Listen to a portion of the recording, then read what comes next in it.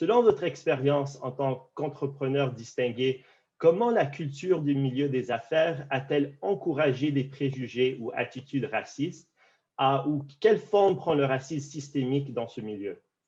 Mon Dieu, grande question pour débuter, Bilal. Merci, merci beaucoup. Je pense que il n'y a pas de réponse simple à cette question.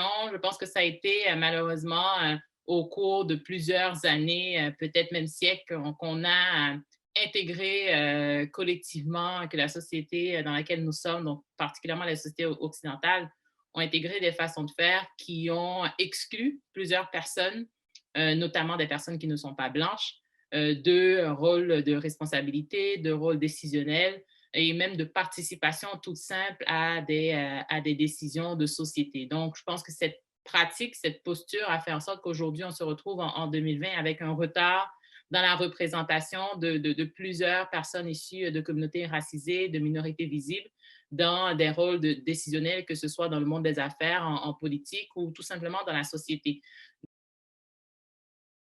Alexis Ohanian, le cofondateur de la plateforme de discussion Reddit, a démissionné en juin du conseil d'administration de l'entreprise et a demandé qu'un candidat noir le remplace.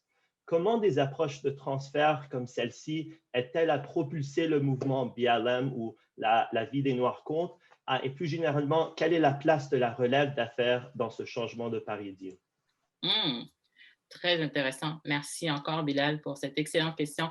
Je pense que l'exemple de Alexis Ohanian est très fort, est très concret et c'est dans une certaine mesure, et je sais que ce ne sont pas toutes les entreprises qui sont à ce niveau-là, mais c'est tellement là où on voudrait qu'elles soient parce que post George Floyd, là où le mouvement BLM, comme tu le mentionnes, Bilal, a eu un regain de popularité et avec raison, c'est qu'on s'attend à ce que les entreprises posent des gestes, prennent position et concrétisent des actions véritables. Et celle d'Alexis au sein de Reddit en est une concrète, c'est que non seulement il quitte pour faire de la place à la diversité, mais il exige que son poste soit rempli par une personne issue de la diversité, particulièrement noire idéalement. Et, et bien évidemment, on peut dire, bon, ben, c'est parce que Alexis est marié à Serena Williams, donc ça fait du sens, il veut pousser des personnes qui sont plus proches de son cœur parce qu'il a épousé, mais je pense que ça va au-delà de ça, ça va au-delà de ce sentiment de proximité qu'il peut avoir avec les communautés noires, mais ça va rejoindre cette prise de conscience collective qu'on a eu dans la société, dans les sociétés, pas seulement au Québec ou au Canada, il y a 6 mois maintenant, après le meurtre de George Floyd qu'on a pu voir en vidéo, au-delà de cette prise de conscience véritablement que quelque chose, pas juste quelque chose, il y a plusieurs choses qui ne vont pas bien, mais que ça ne date pas de mai seulement que ça ne va pas bien, ça date de plusieurs mois, plusieurs années, et comme je l'ai dit un petit peu plus tôt, ça date de plusieurs siècles que ça ne va pas bien. Ma consoeur Déborah a parlé de Balarama Holness, qui avec ses mots a su faire bouger la première dame de la ville de Montréal, a su faire bouger notre ville au complet, la faire vibrer et la faire prendre un miroir et se regarder pour constater qu'en fin de compte, on n'aimait peut-être pas ce qu'on regardait. Donc, mon père disait que les mots avaient un sens. Et le mot possibilité vient du latin possibilis. Possibilis veut dire capable de. C'est ça l'étymologie du mot. D'accord? C'est très important de le comprendre parce que même si on veut continuer dans cette tangente-là, capable vient du latin qui dit capare. Capare veut dire prendre ou tenir, to hold. Et le point que je veux faire avec ça, c'est que dans mon sens à moi, un pouvoir économique de la richesse ne se demande pas, elle se prend. On doit prendre notre place, que ce soit n'importe quelle communauté dite marginalisée. On ne peut pas attendre et demander une commission sur le racisme systémique. On ne peut pas attendre et demander à ce qu'on soit invité sur des plateaux de tournage. On doit créer nos plateaux de tournage. On doit créer nos propres espaces. On doit prendre ce qui nous revient de droit parce qu'on a déjà un retard. Et le retard dont je parle, je vais parler moi en tant que personne noire parce que c'est ma réalité, parce que j'aime dire que le racisme, c'est un combat que la diversité vit de façon active, mais il y a un phénomène en Amérique du Nord qui s'appelle le racisme anti-noir.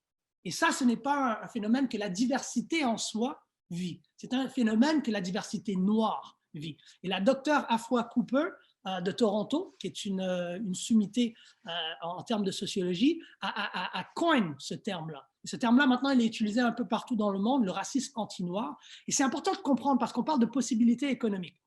Et pourquoi je veux parler de ça, c'est que l'être noir, la personne noire, de 1619 à 1865, elle était un bien économique.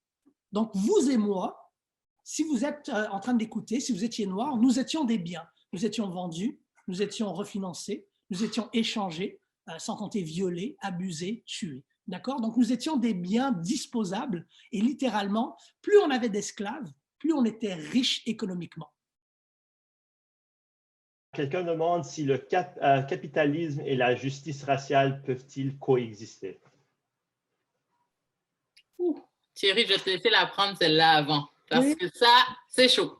Ça, c'est une grosse question. Moi, au fait, en tant que consultant, j'ai donné une conférence « Comment construire une société antiraciste ».